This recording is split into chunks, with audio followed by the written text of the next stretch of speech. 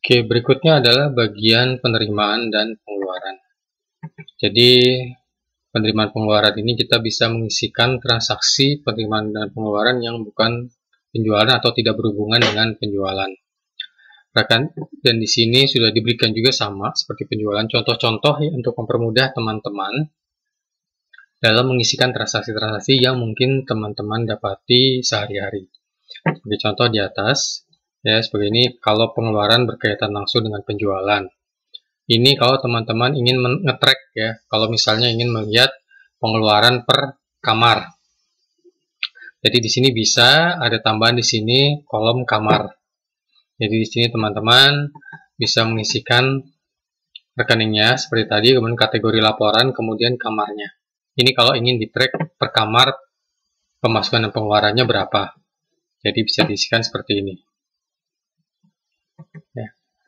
Jika ini bisa per kamar, tapi kalau jika ingin digabung ya, tidak ingin di-track per kamar, digabung saja ya bisa diisikan seperti ini. Ya, ini adalah contoh kategori-kategori laporannya yang berdasarkan kategori di daftar akun keuangan. Di sini ada contoh pengisian gaji, tunjangan ya.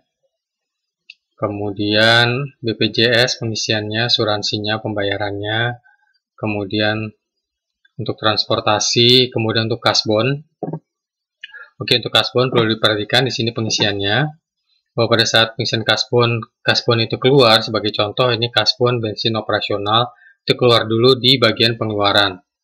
Tapi pada saat pengembalian dan disertai dengan nota, nah di sini bisa dilihat pada saat pengembaliannya itu kembali di sini BCA kasbon, ya ditaruhnya di penerimaan, kembali 50.000. Nah penggunaannya ditulis lagi, hanya saja di sini rekeningnya menjadi rekening kasbon.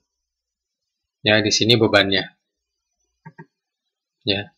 Demikian juga untuk yang perjalanan dinas. Setelah itu di sini ada tadi kasbon operasional. Kalau kasbon karyawan seperti ini ya. Kasbon karyawan kan berbeda dengan kasbon operasional. Karena kasbon operasional itu biasanya kembali nota dan itu masuk ke beban. Kalau kasbon karyawan ya pinjaman saja untuk karyawan. Jadi kembalinya mestinya utuh ya kalau tidak dikenakan bunga. Kemudian ini listrik. Penerimaan pinjaman bank. Nah, di sini seperti ini modelnya. Ini ada pinjaman bank, isinya sebagai utang, kemudian rekeningnya, kemudian pembayaran angsurannya itu dibagi dua. Harus diperhatikan ada angsuran bunga dan angsuran pokok. Ya, harus selalu dibagi dua, bunganya berapa, pokoknya berapa, karena peruntukannya beda. Kalau yang tadi bunga itu masuknya beban bunga bank, yang pokok itu masuknya utang bank. Ya. Dan beban itu masuknya ke laba rugi, kalau utang bank masuknya ke neraca ya. Jadi ini hanya pembedaan terhadap posting di akunnya. Ya kalau yang sudah paham akuntansi mungkin lebih mengerti ya. Tapi kalau yang mungkin teman-teman belum paham akuntansi bisa diikuti saja pemilihan dari kategori laporannya. Kemudian ini pinjaman hutang pihak ketiga, pembayaran pajak ya seperti ini. Buka 21 final. Dan pajak, kemudian ini UMKM ya, seperti ini isinya pembayarannya, kemudian pengeluaran promosi. Nah ini utang kartu kredit.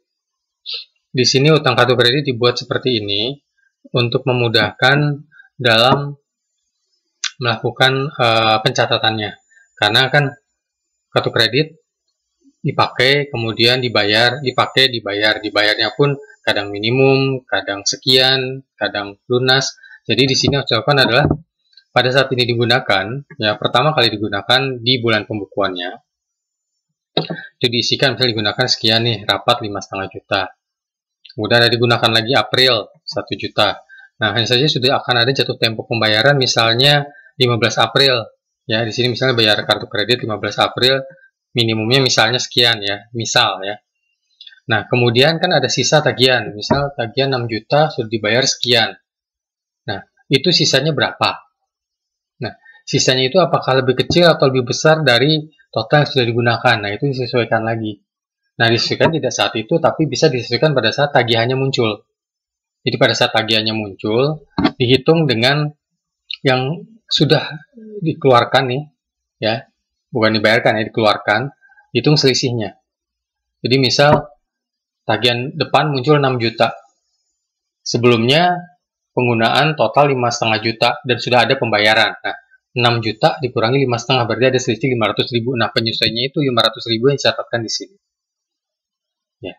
Pembayarannya sudah tidak termasuk, sudah beda lagi. Ya.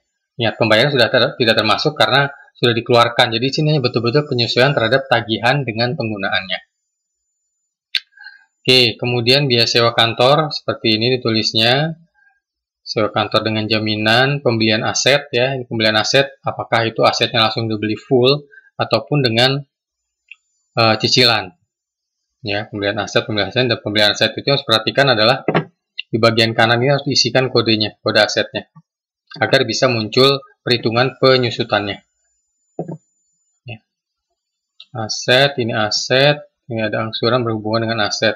Setelah itu ada penjualan aset ya, diisikan seperti ini.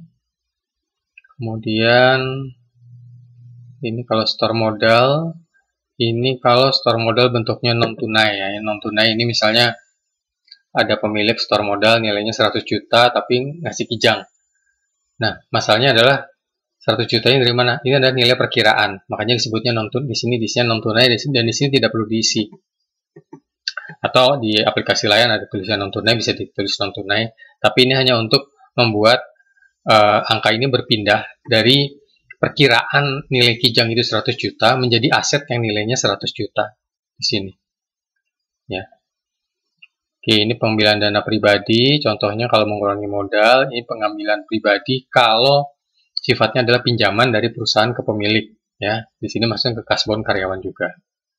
Kemudian kalau bagi hasil di sini ngambilnya adalah dari laba ditahan. Ya. Apakah bagi hasilnya mau diambil di depan ataukah di belakang. Jadi di sini intinya adalah kategori laporannya adalah laba ditahan. Oke, contoh ini lah bagi hasil nih. Tetap di sini isinya laba ditahan. Ya. Itu untuk penerimaan dan pengeluaran. Berikutnya adalah mutasi rekening ya. Jadi di sini mutasi rekening itu bukan mutasi seperti rekening di bank, tapi lebih ke perpindahan transaksi internal antara rekening satu dan rekening yang lain. Jadi misalnya kita di sini bisa mengisikan transaksi misalnya dari bank BCA ke bank Mandiri ya. Tanggal jangan lupa diisi di sini. Misalnya 5 Februari 19. Kemudian di sini jumlahnya misal 2 juta. Ya. Jadi diisinya seperti ini. Ya. Jadi hanya perpindahan bank ini tujuannya untuk membalance transaksi yang ada di bank. Jadi misalnya tadi ada uang dari store dari kas masuk ke bank atau perpindahan dari BCA ke Mandiri karena untuk keperluan transfer atau lain-lain, ini semua diisikan di sini. Ini tujuannya untuk membalancing kas sehingga nanti kalau kita lihat di neraca nilai kasnya itu betul-betul sesuai dengan nilai buku tabungan kalau kita lihat. Berikutnya setelah mutasi rekening ada penyusutan. Penyusutan ini sebenarnya sudah menghitung secara otomatis. Jadi yang ditampilkan di halaman penyusutan itu adalah data dari aset yang tadi diisikan di daftar aset tetap awal plus yang sudah dibeli di tahun pembukuannya. Jadi sudah muncul secara otomatis di sini. Nah, hanya teman-teman kalau ingin mengisikan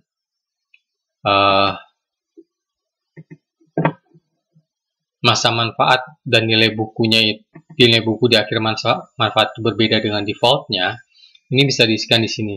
Ini masa manfaat itu defaultnya 8 tahun. Jadi kalau mau diisikan 4 tahun, teman-teman bisa ngetik di sini. Kemudian nilai buku ini defaultnya 0.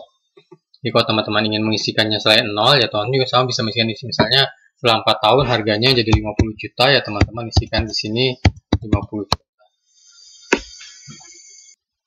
Kemudian untuk laporan transaksi di sini teman-teman bisa menggunakan modul buku kas ini yang sebenarnya lebih bukan lebih ya. Jadi ya kalau teman-teman bilang mutasi ya bisa dilihat di laporan transaksi kas di sini. Teman-teman bisa memilih berdasarkan rekeningnya di sini, kemudian bulannya. Ya. Kalau tahun otomatis akan mengikuti tahun sesuai tahun pembukuannya. Nanti data akan muncul secara otomatis di bagian bawah ini. Kemudian untuk piutang pelanggan, ini kalau teman-teman tadi mencatatkan nama pelanggannya, kemudian ada piutangnya, itu teman-teman bisa monitornya di laporan piutang pelanggan. Ini sebagai contoh, tadi kan sempat diinformasikan yang namanya Sebastian Ganteng ini ada total piutang, tapi lebih ke tagihan di bulan-bulan berjalannya.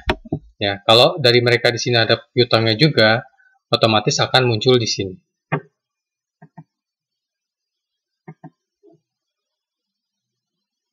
Kemudian ini invoice, kalau tadi berdasarkan nama pelanggan, kalau ini berdasarkan nomor invoice-nya. Ya, di sini sudah terlihat invoice yang jatuh tempo 7 Mei, 7 Juni, 7 Juli, yang sudah dibayar dan yang belum dibayar. Dan di sini bisa dipilih ya, mau di list semua invoice yang belum lunas ataupun yang sudah jatuh tempo dan belum lunas. Itu bisa dipilih di sini. Dan kemudian khusus untuk supplier, jika ingin di track, ini ada rekap untuk supplier ya. Ini berdasarkan catatan dari penerimaan dan pengeluaran.